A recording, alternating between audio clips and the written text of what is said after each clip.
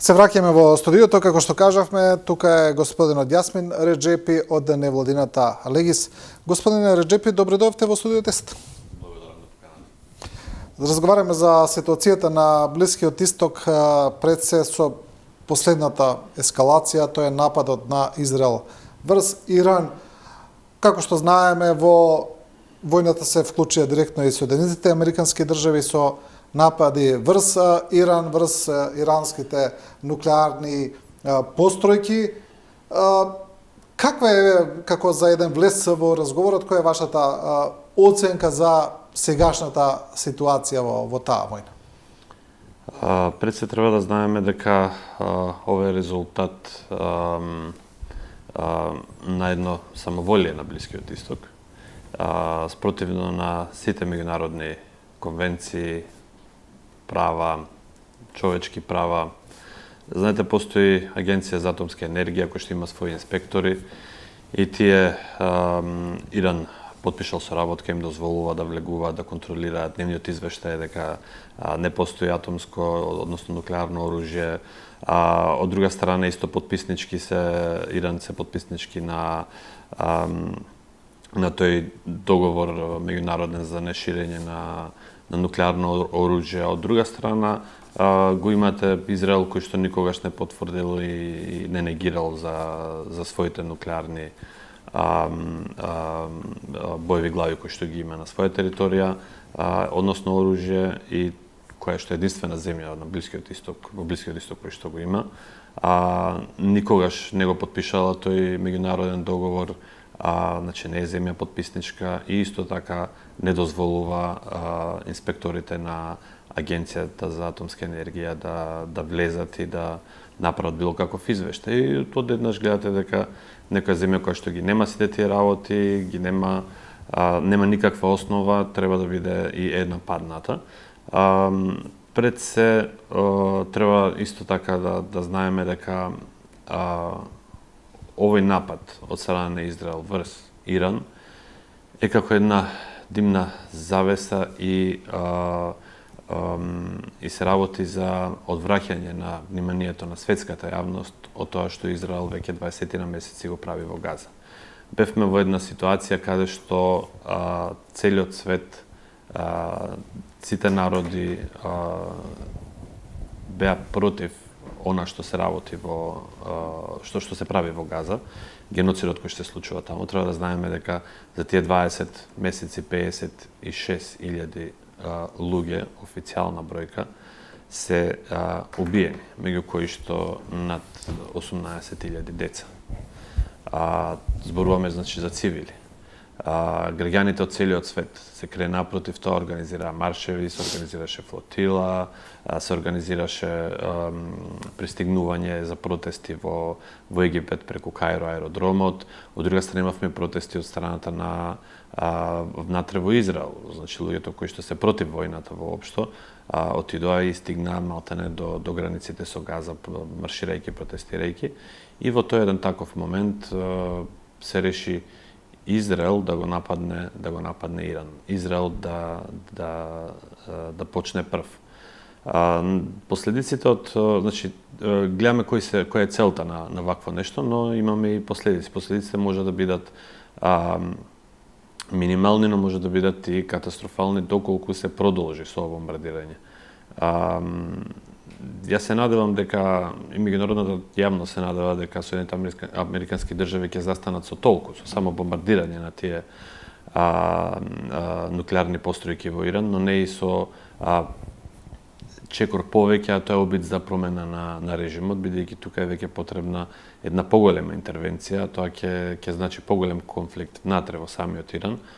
А такво нешто ќе значи, да речеме, освен последицата која што имаме кревање на цената на нафтата во берзите, ќе имаме и нешто што исто така директно ќе стигне и на овие простори, тоа се бегалците.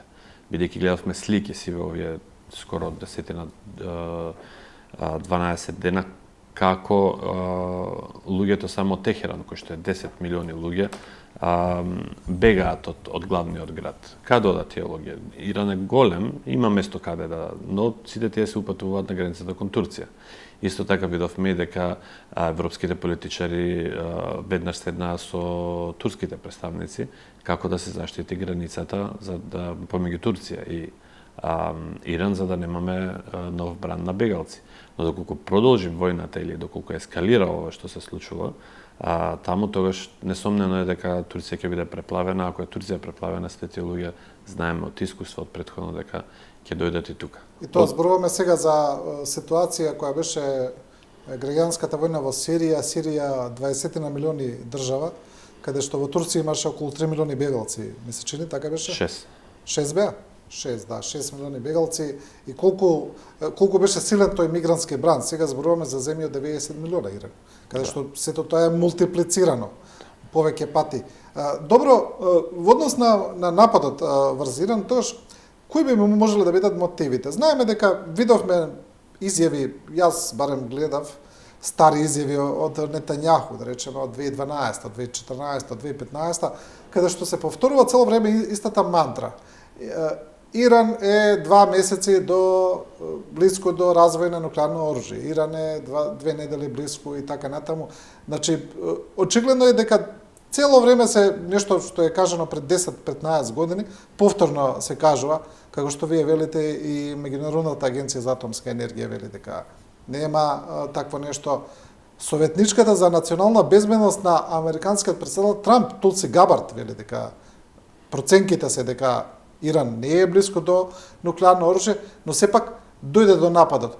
Тогаш, кои би биле мотивите? Вие го кажавте едниот во однос на Газа, вртење на вниманието, веројатно тоа е дел, но со вклучувањето на Соединетите американски држави, очигледно е дека се работи за една многу поголема геополитичка игра. Една од целите кои не ги не кријат Израел и САД е дека сакаат смена на, како што велат, режимот во Техеран. Дека тие сакаат промена да дојде во Иранот натре. Тоа што го спомнавте дека се зборува за една мантра или за еден наратив кој што се повторува во годините назад, имаме две насоки. Едната е во тоа дека истиот тој наратив се зборуваше за Ирак, истиот тој наратив се зборуваше за Сирија, истиот тој наратив се зборуваше за Либија. И видовме како се завршува работите таму, иако ни во Ирак, ни во Либија не беа најдени оружје за масовно уништување, ниту пак беа близко до создавање на атомски бомби, додека не само 20-тини, туку 40 години назад, Иран му служи на Израел како едно страшило, како еден пандан, за да секогаш кога е во одредена политичка криза, да ги обвини нив, да имаат било какви судири меѓу нив, за да може да се изведат од одредени работи кои што се врзани, значи како што реков ова со Газа. Но ако се вратиме на првото, ќе видиме дека токму со таквите наративи, всушност кои што се повторуваат, Израел ја обезбедува својата надмок на Блискиот Исток, посебно врз земјите во кои што не можеше да инсталира своји луѓе за да бидат диктатори и да ја држат власта. И токму ова е целта и во Иран, да се успее да се промени власта, да се стават луѓе кои што ќе бидат власт, значи која што ќе биде полтронска, која што ќе биде заштитничка кон Израел, и тоа ќе создаде еден поширок круг на безбедност околу Израел, за да може да ги развива своите планови во иднина. Да, значи сепак тоа би било за цел да бидејќи и воените експерти и аналитичари цел време укажуваат дека копнена интервенција рече се исклучена во поглед на Иран и во поглед на големината на земјата и во поглед на географската поставеност на земјата и на географските предели внатре во неа, во однос на дека е планинска земја, обкружена со планини, огромна е, многу народ, дека тоа е исклучено. Значи, гледаме дека и Вашингтон и Тел-Авив велат дека интервенцијата ќе продолжи. Се уште, значи ќе продолжат со бомбардирање. Мислите ли дека постои таква опасност, да речеме, за Техеран, да дојде до некаква револуција, до внатрешни немири внатре, бидејќи очигледно е дека со интервенцијата тоа сака да се постигне. Претходно имаше неколку обиди со протести да се влие и да се влие на смена на режимот во Иран. Но ниту еден од тие протести и тие обиди не успеа, значи да речеме на помирен или полумирен начин да се смени таа власт, и затоа сметаа дека на овој начин можеби ќе на иста карта како што играат во Газа, да речеме, и во другите места кога ќе ги бомбардираат тие луѓето ќе речат сакаме мир, доколку власта не сака, тогаш не би сакале да тргнеме таа власт, да дојде власта која што ќе сака мир, за да не гинеме на овој начин. Но во овој случај тоа е помалку веројатно, бидејќи гледаме дека отпорот на Иран е далеку поголем. Имаме изјави од западните земји, од иранската опозиција, која што вели не требаше да дојде до бомбардирање на нуклеарните постројки, бидејќи оваа интервенција што се случи од страна на Израел и на САД, всушност ќе доведе до консолидација на граѓаните внатре во Иран во однос на поддршка на власта. И дури опозицијата ќе застане на страна на власта. Тоа е можеби моменталната реакција, ќе видиме доколку овие напади продолжат подолго, како ќе се одвива, и дали ќе има позитивно влијание во однос на тоа да се појават одредени опозицијски групи кои што би се обиделе од внатре да извршат промена на режимот во Иран. Да, за луѓето кои не знаат за состојбата во Иран и постои едно генерално верување кај што луѓето велат да, Иран е шиитска земја каде што владеат муслимани кои се по доминација шиити и така натаму, но сепак тоа не постои една таква баш толку хомогена етничка структура во Иран за оние кои не знаат. Да, шиитите се мнозинство, но таму има една огромна популација на сунитско население. Имаме други малцинства, имаме курди, имаме таму на границата со Азербејџан и со Авганистан други огромни малцинства со кои иранските власти имаа многу проблеми во изминативе децени, како и отворени вооружени бунтови. Знаеме дека имаше една кратка војна со Авганистан околу тоа. Претпоставам дека тоа е картата на која би играле Вашингтон и Тел Авив кога зборуваат за тоа едно внатрешно пореметување на Иран, се разбира проследено со константните протести против начинот на владење, власта, теократската власт и така натаму. Да, посебно имајќи предвид дека не само верски што не е хомоген Иран, не е ни етнички. И тие етнички групи си ги бараат на некој начин своите права или пак имаат влијание од Западот да ги баранат своите права, бидејќи знаеме дека тоа често пати оди на тој начин кога се работи за промена на власт или распаѓање на одредени земји, веќе 100 години наназад извежбано сценарио. Но се зависи од, како што реков претходно, од тоа како ќе влијаат овие напади, значи доколку бидат само сконцентрирани на тие атомски нуклеарни постројки и без да има цивилни жртви, тогаш можеби и ќе се прочита тоа на тој начин, но доколку имаме и голем број на цивилни жртви, тогаш народот секако дека ќе застане, ќе го добие тој дух на заедништво и на одбрана и ќе биде многу тешко да се поттикнат овие групи да направат нешто. Треба да знаеме дека уште од 70-тите тоа е еден режим кој што е константно таму, кој што мокно работи не само во својата земја, да инсталира таа идеологија меѓу своите граѓани, туку работеа и вон своите земји, значи ги има како земји каде што беа доминантни, како што се Јемен, како што е Сирија, како што е Либан, како што е Ирак во моментов. Има обиди Бахреин да сменат власта, и тоа се беше со иранска позадина. Така да знаеме дека нивната пропаганда не е доволно, не е толку мала и не треба да се минимализира нивната моќ, посебно кога се гледа дека имаат и можност да вратат. И тоа враќање дава кураж кај луѓето, дава храброст за да останат и да ја бранат таа држава. Се зависи од времето дали ќе успеат западните сили, односно конкретно Израел и САД да извршат влијание во тие групи за да направат нешто повеќе. Да, тоа е секогаш отворено прашање кога има ваква надворешна интервенција, тоа веќе не е само воено, туку и социолошко, психолошко прашање во однос на тоа кога постои надворешен непријател, дали тој понатаму ќе успее да го деградира, дефрагментира општеството како што сакаат или ќе предизвика посилна хомогенизација на општеството. Тоа се отворени прашања при вакви воени интервенции кои се изучуваат од науката. Во однос на Иран сакам, да, вие ги спомнавте иранското влијание во целиот тој еден блискоисточен регион кој беше доста силно, но кое на некој начин Израел успеа да го амортизира со последните интервенции пред се во Либан против Хезболах и со тргањето на Башар ал-Асад од власта во Сирија. На некој начин тука Израел успеа да го отргне, да го отстрани тоа иранско влијание тука непосредно на своите граници.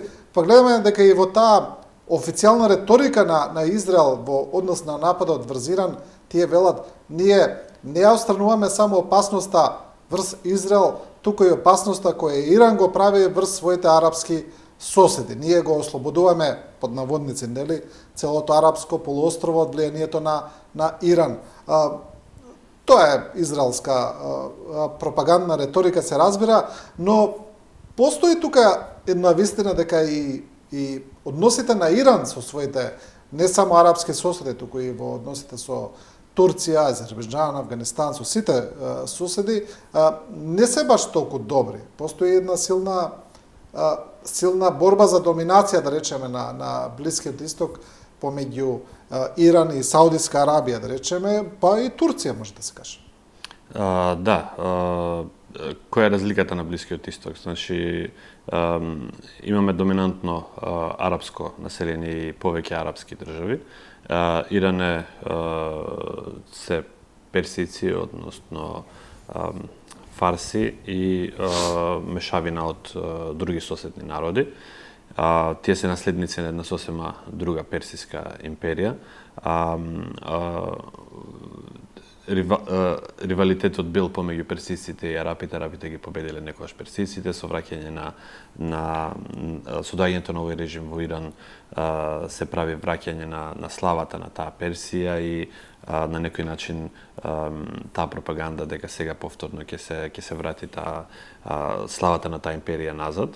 Од трета страна имаме Турција и земјите кои што гравитираат околу неа. Тие си имаат исто така своје минато, своја империја, и така да тие три интереси се во еден надпревар меѓу себе, долгорочен, и нормално е дека Израел како една испостава на Западот или како една војна база, една миниатура која што е сепак доволно силна, гледа да влијае или да ги користи за да може да подобро да владее во тој дел од светот. И исто така гледаме дека всушност кога одредени проектили на Иран беа упатени кон Израел, дека Јордан, дека Саудиска Арабија ги пресретнуваат тие проектили.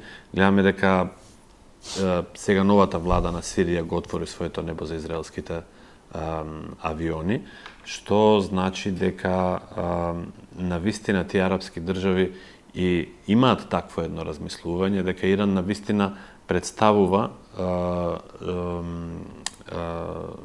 опасност не само за Израел, туку и за самите арапи и за сунитското мнозинство кое што е на Блискиот Исток. Но од друга страна треба да знаеме дека доколку сега или на овој начин падне таа контратежа од страна на Иран, треба да знаеме дека следна земја која што ќе биде озбилен противник на Израел ќе биде Турција. А тоа е веќе отварање на сосема нови поглавја на непријателства и на конфликти на Блискиот Исток, кои што никој не би сакал да дојде до такво нешто, посебно бидејќи знаеме дека Турција е членка на НАТО, но и без разлика што е членка на НАТО, имаме ситуации каде што самото НАТО не реагира во однос на заштита на Турција која е членка на нејзина, или доцни со одредена помош, воена помош, како што беше кога беше ситуацијата со војната во Сирија против ИСИС и така натаму, каде што Турција требаше да се одбрани од тие закани. Ќе видиме како ќе се движат работите. Па да, ако за Израел беше закана влијанието на Иран во Сирија, да речеме, сега во Сирија имаме многу силно турско влијание, тоа не е ни тајна. Имаме и турски војници во Сирија кои се додуше таму на север или исток, што доаѓа тоа на Сирија, поблиску до турската граница, но сепак тоа турско влијание е прилично силно во Сирија. Значи, на некој начин сега не е Иран, но Турција е на границите, близко до границите со Израел. Да, но со Турција, за разлика од Иран, кој што со кого немале никакви официјални пријателски односи, со Турција ги имале со години, со децени назад, и назад, и тоа секогаш може да се врати. Да, значи, ако не пријателски, барем дипломатски односи има, постојат. Да. И Турција знаеме дека имаше намера да отвори неколку војни бази во Сирија веднаш по паѓањето на режимот на Асад, и Израел се противеше максимум на тоа и имаше одредена своја интервенција врз војните бази кои што беа останати од страна на режимот, за да не дозволи новата сиријска влада и таа нова војска која што ќе се формира да има голема воена моќ и да биде било каква закана по Израел, но и самото присуство на Турција би се сметало за некаква закана.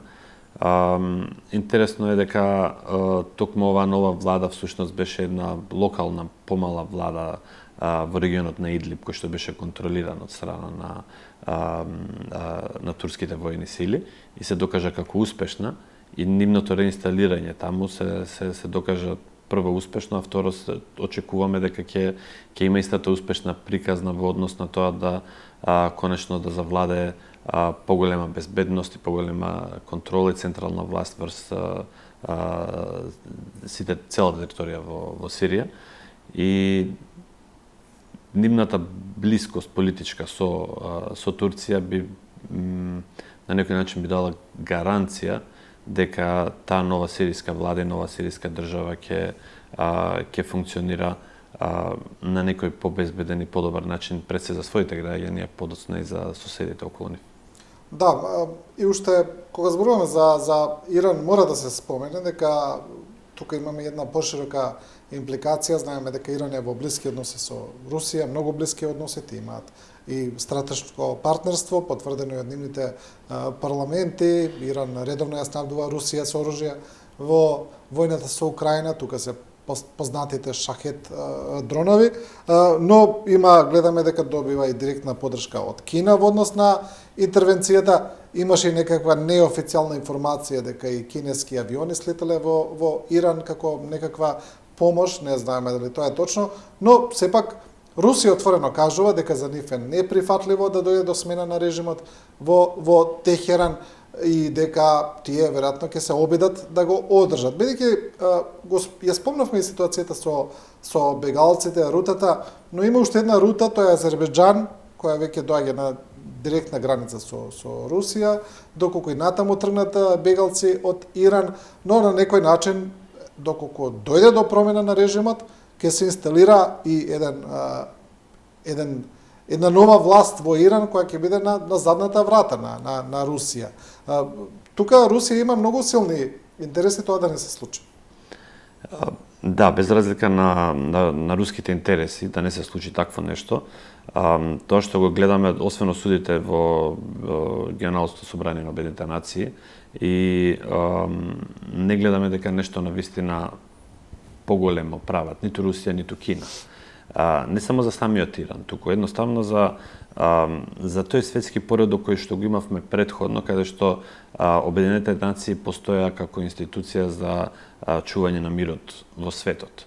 Нивната недоволна реакција и некористење на тие механизми и оставање на, да речеме во овој случај, на Иран на цедило, гледаме дека тоа се движи во една погрешна насока.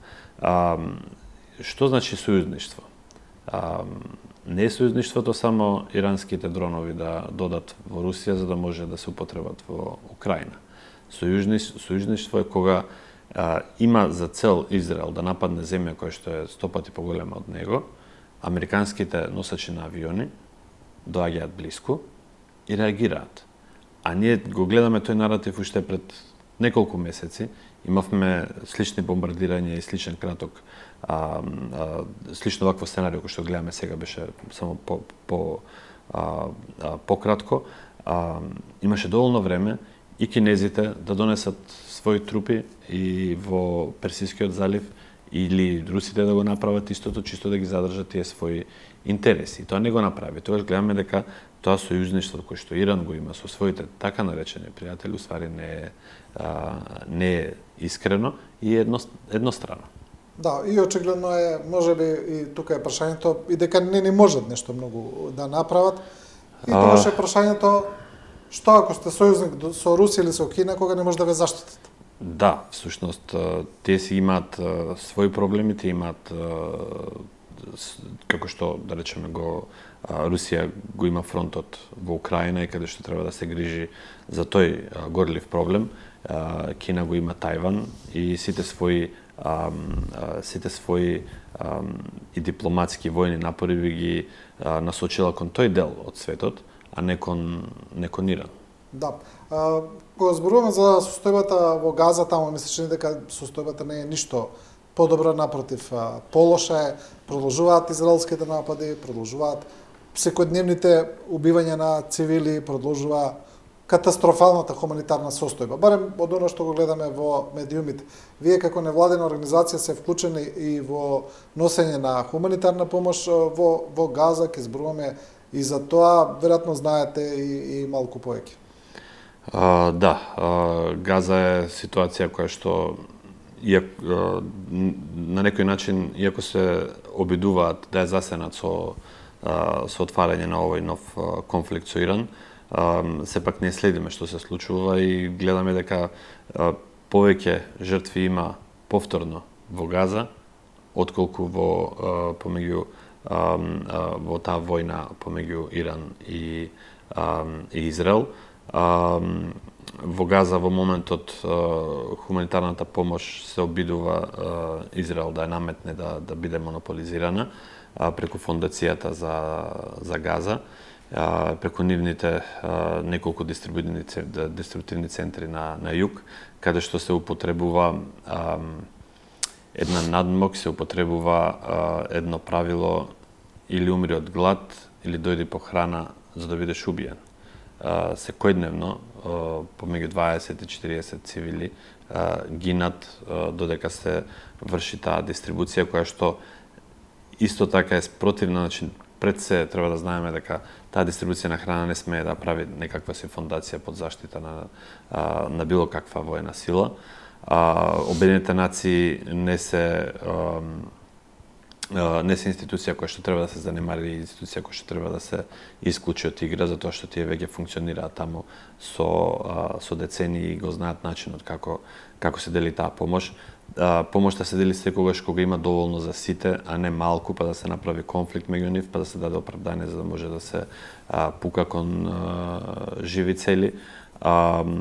Имаме ситуација каде што од друга страна влегуваат залихи со брашно од Јордан преку Израел во Газа и истите камиони дури не можат ни да стигнат до средината и до северот на Израел, затоа што народот е веќе дури под ниво, некое минимално ниво на најниско ниво на глад, тие се дури под тоа. Значи, прегладнети се. И секој камион кој што ќе влезе, луѓето му скокаат веднаш, ги вадат сами тие додека се уште се возат самите камиони, значи не можат ни да стигнат до местата за дистрибуција, веќе народот ги зима тие вреќи на брашно. Во таква ситуација лоша се наоѓа населението таму.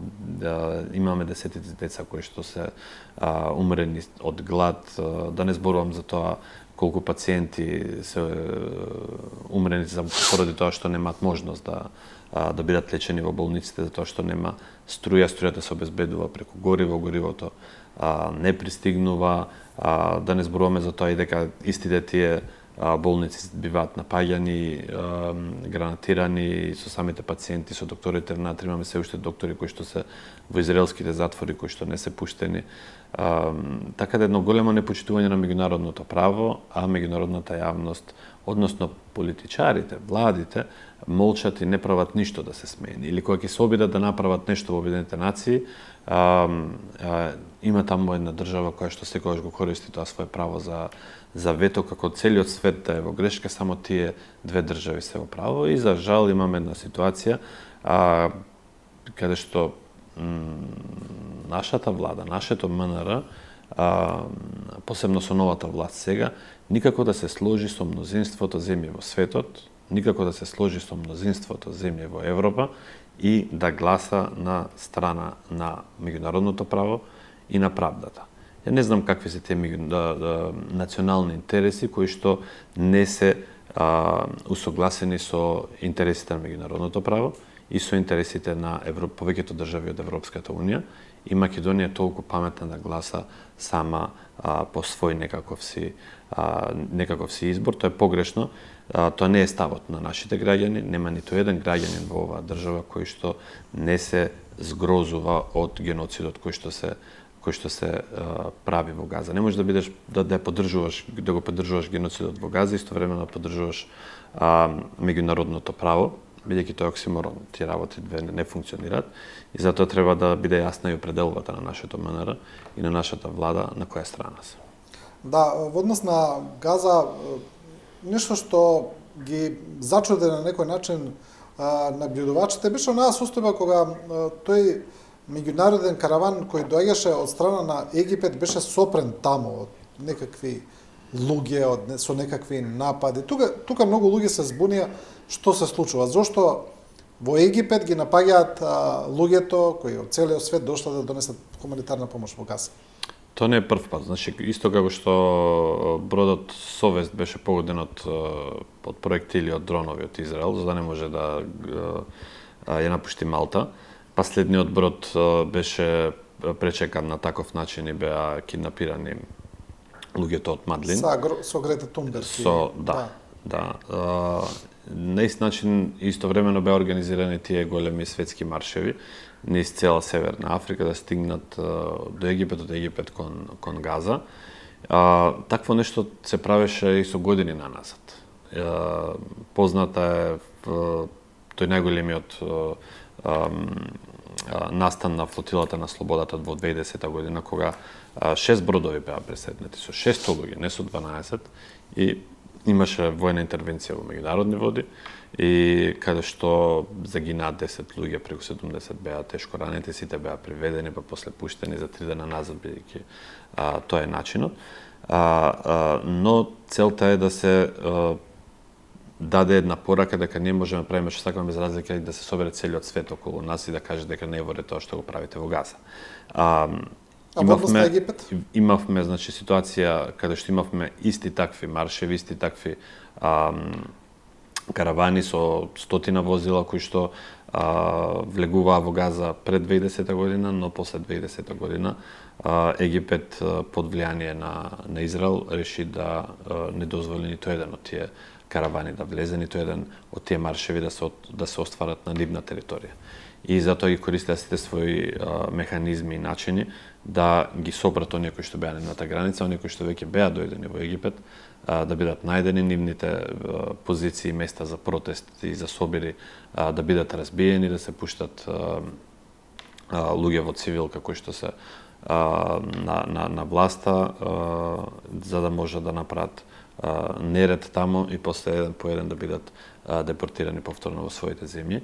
Дури луѓето кои што доаѓаат, да речеме, од Европа со летови од европските држави, не им беше дозволено да влезат на аеродром, туку веднаш беа враќани во авионите и депортирани назад кон Европа. Затоа и рековме дека одредени арапски земји околу Израел се сојузници на Израел и го штитат максимално од се што било каква нелагодност кој што тие сметаат дека е за нив. Значи Газа не е блокирана само од Израел, туку е блокирана и од Египет, од другата страна. Да, имаме еден дел на југот кон Рафа кој што порано во времето на Мубарак имаше и тунели, имаше начин како да влезе било каква помош. Но со промената на власт и доаѓањето на Сиси како председател на Египет и како искрен пријател на Израел и нивен полтрон, сите тие тунели беа затворени, уништени и никаква помош не влегува освен со одобрение од Израел, бидејќи има еден коридор кој што се вика Филаделфија, кој што, иако тој дел на Газа граничи со Египет, има еден договор од војната од пред 40 години, дека тие мора Израел мора да го контролира тој дел, значи како некој вид на тенка тампон зона, и поради тоа не може Египет сам да одлучи што ќе влезе од Египет во Газа, туку повторно одлуката е на страната на Израел. Да. Добро, господин Реджепи, ви благодарам за овој интервју. Ви благодарам вам на поканата. И со овој разговор со Јасмин Реджепи го завршуваме и ова студио 10, почитувани гледачи. Ви благодариме на вниманието и на довербата. Останете со програмата на телевизија 24.